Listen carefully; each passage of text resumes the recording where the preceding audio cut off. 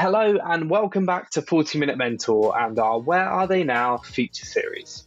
Before we kick off today's episode, I wanted to let you know about the launch of a brand new podcast by IMD called Management Cast. The show features interviews with the brightest minds in the business universe to uncover the attitudes, ideas, and strategies that underpin successful companies, as well as some predictions about the future of management. Listen in this week to hear IMD's Professor of AI, Analytics and Marketing Strategy, Amit Joshi, give his insights on how artificial intelligence is impacting companies today and what it will mean for businesses tomorrow. Management Cast is available on Apple, Spotify, and all major podcast platforms. But now on to today's episode. I'm joined by the wonderful Roberta Lucca, the co-founder of the BAFTA-winning video game developer Bossa Studios. She's also a keynote speaker and angel investor. I always love catching up with Roberta as she brings so much energy and enthusiasm to every conversation, and she always has new projects and passions to share. And today is no exception. We find out about her transition from co-founder and CEO of Bossa Studios to a portfolio career, why you really shouldn't feel trapped by your job title, and we hear what it was like to be on the latest Apprentice series. So with all that said, please sit back, relax, and enjoy this special Where Are They Now episode with the amazing Roberta Lucca.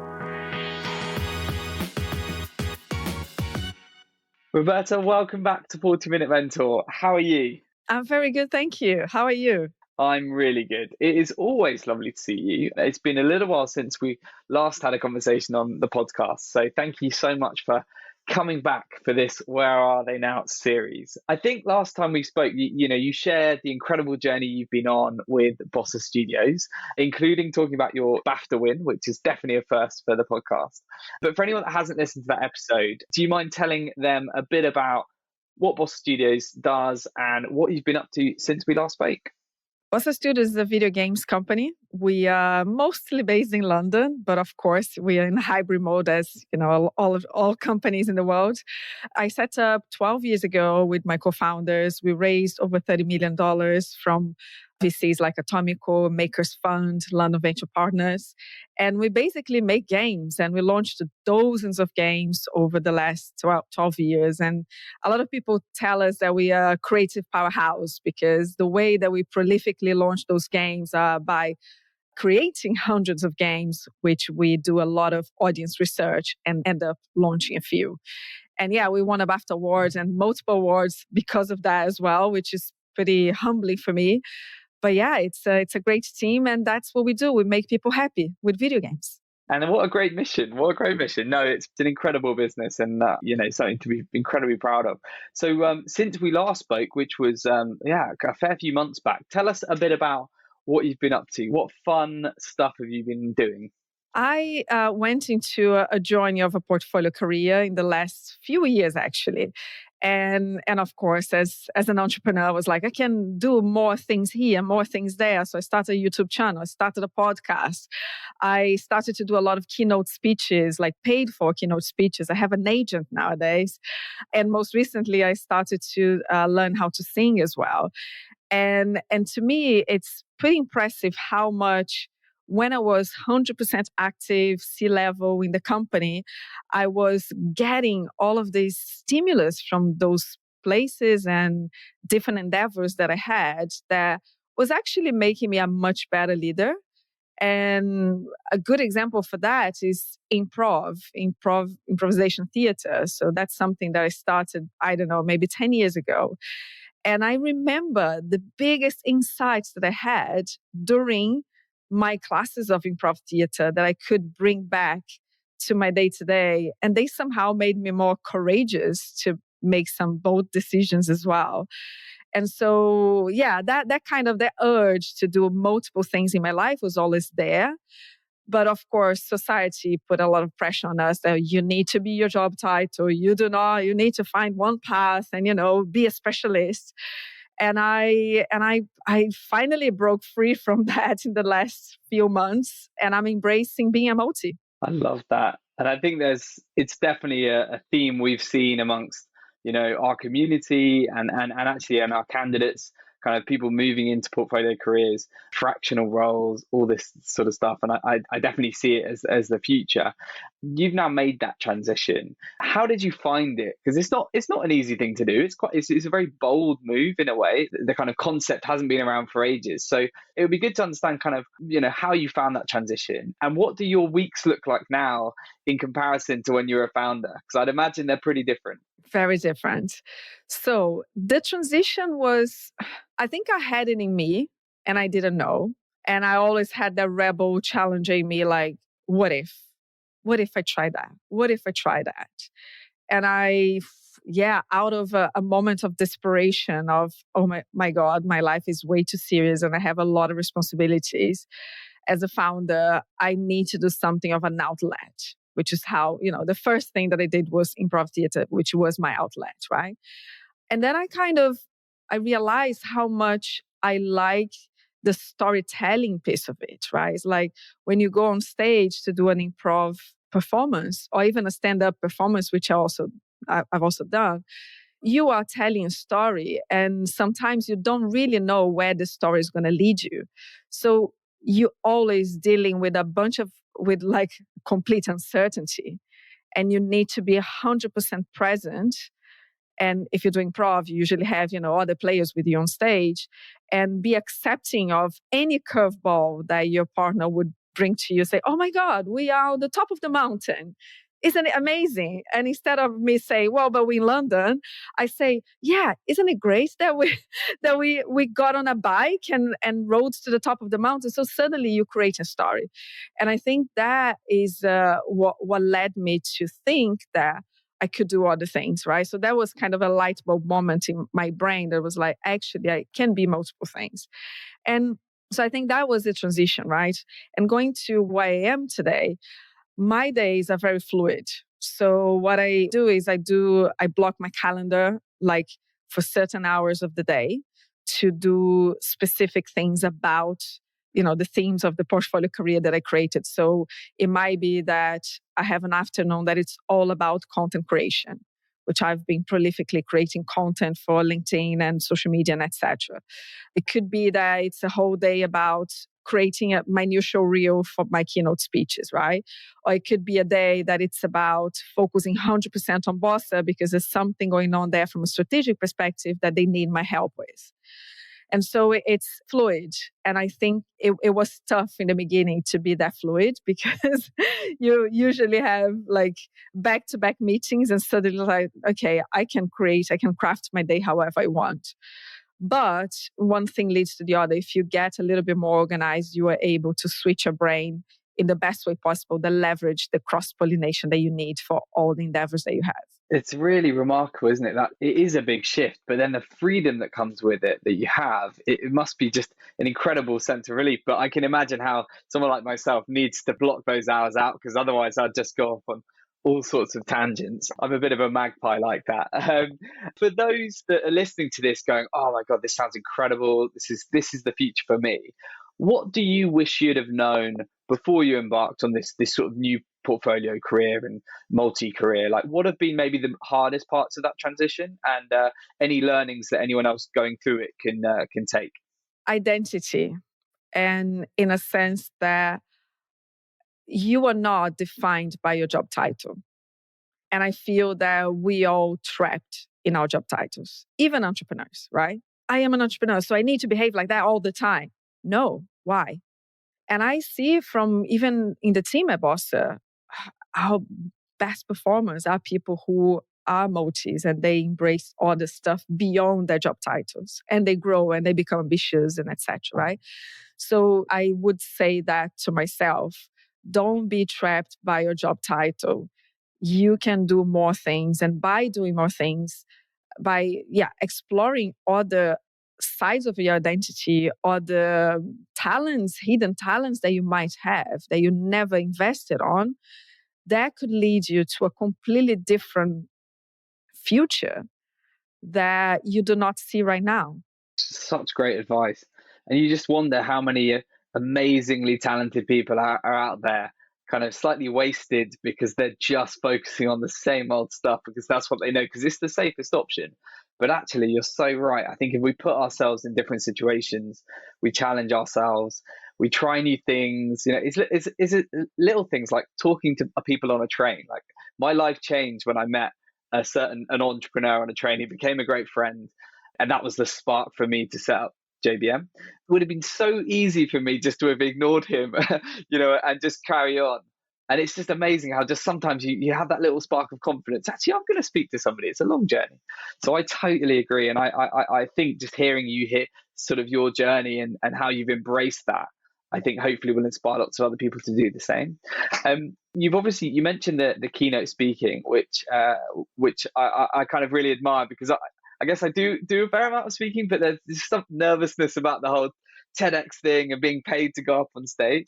But you're very, very good at it, and you've done lots of things in the media. Like, I saw you on the BBC recently doing a feature where you talked about the future of work and about how job titles trap us, which I totally agree.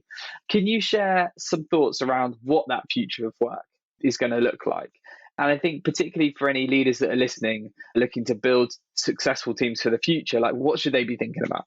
Yeah, I've thought about that quite a lot with this journey of becoming a multi and observing the trends and how, being a creator myself nowadays as well, and a speaker, I'm like, a lot of people are now, Gen Z in particular, right? They are creating businesses around their passions. And people talk about the passion economy, whatever, right? It doesn't matter if they're making more money, less money, or thinking they're going to become rich tomorrow through a hack that they just learned on the internet, or their aspirations to be like a famous YouTuber, right? It doesn't matter. What matters is that the way that Gen Z is now wired is that the world is so not ready for anything that felt secure for us before. Which, like, you would know that your script of life is you go to university, you have a job, you get married, you buy a house, you buy a car, and then you retire at 65, 70, and then your life is sorted, right? That kind of linear way to see life and to live life does not exist ready for Gen Z anymore.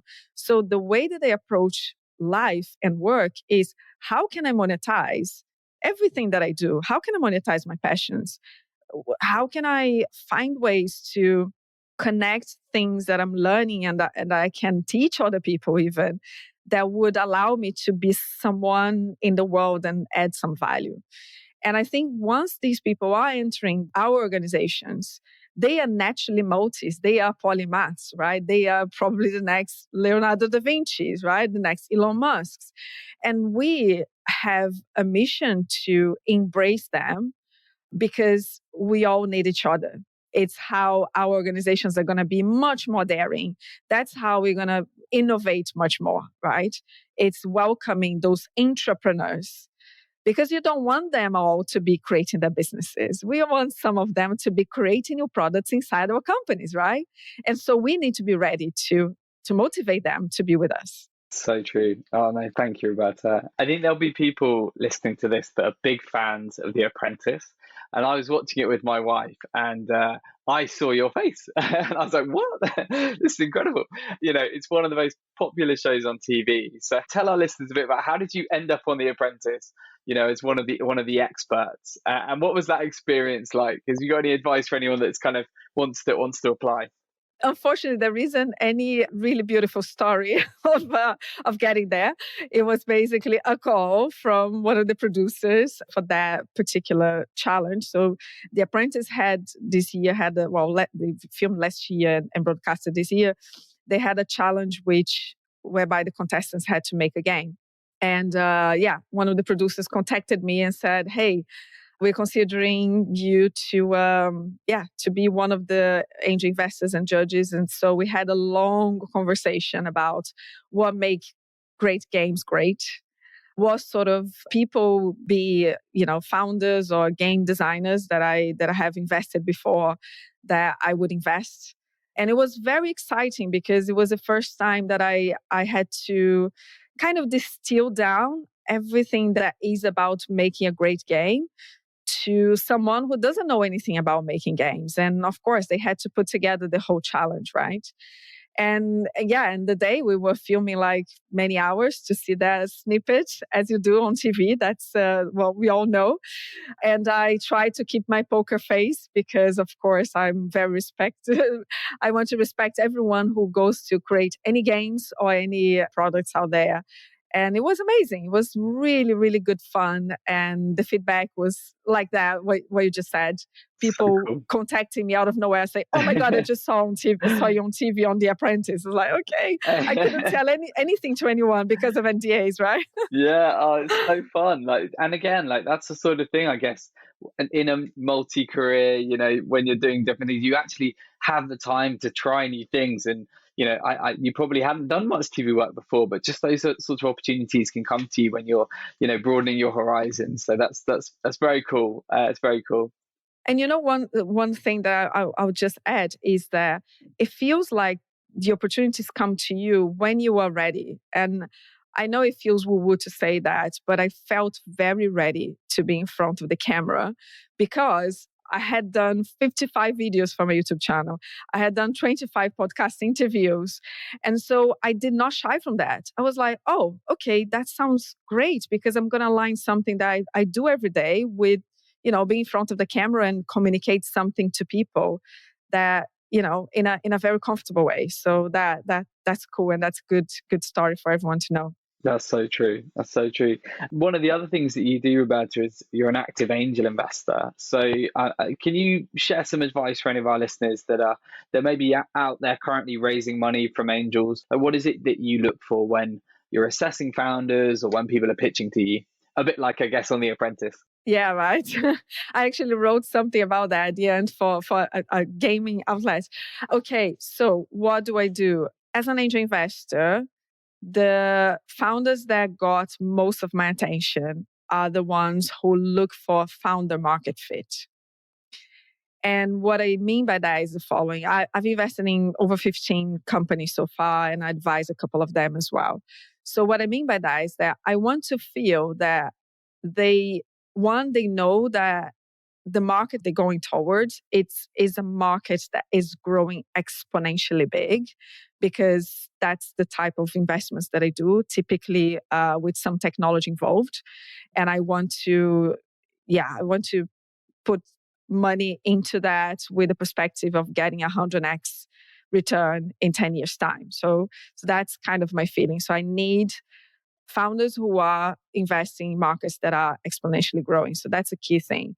But the founder market fit is also super crucial, because if you're not obsessed or if you don't know enough about the markets you're entering, even if you're an outsider, right? You don't need to have worked in that market like for many years. But even from an outsider perspective, I need to have a sense that you've talked to tons of people who have been there, who have had that problem, or who have been in the market, or you're surrounded by advisors who know that very well.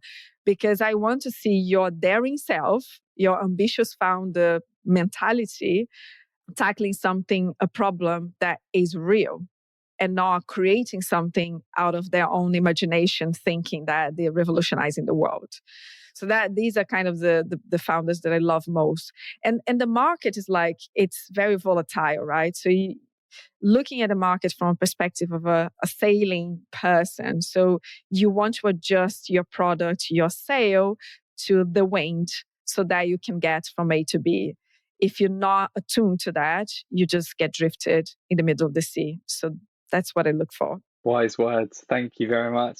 And Roberta, I guess looking ahead to the rest of 2022 and beyond, both professionally and personally, what plans have you got? Is there anything really exciting you can share with our listeners? In addition to singing. Of course. So singing is a very key thing. I love the singing there, Roberta, because for anyone that hasn't listened to the previous episode, you shared with us that was something you were going to really work on, and we talked about both enjoying singing. So it's so nice to hear that you've really doubled down on that. And so I know singing will be part of it. It's definitely going to be part of that. I just came back from a retreat right now, which is pretty amazing, a singing retreat. So singing is definitely something that makes my soul happy. So I need to continue to do that. But other than that, I'm going 10x on everything storytelling and content creation. So yeah, check out what I'll be doing across the board. My website, robertalucca.com, and LinkedIn, where I'm most active. So yeah, that's my thing. I'm becoming a creator and a storyteller, and of course, doing more and more keynote speeches. So these are the things to look for in the next few months. Very exciting. Well, if you don't follow Roberta, you really should. She's amazing. So much inspirational content always, and really creative stuff. And I think, I always love talking to you. So thank you so much for coming back on the 40-Minute Mentor and telling us what you've been up to recently. And very excited to see all the singing development, of course, that concert you do, I'm sure, before too long for all of us fans of yours, and also all the content. I'm sure it'll be amazing. And thanks so much for giving us your time again. Thank you, James. Cheers.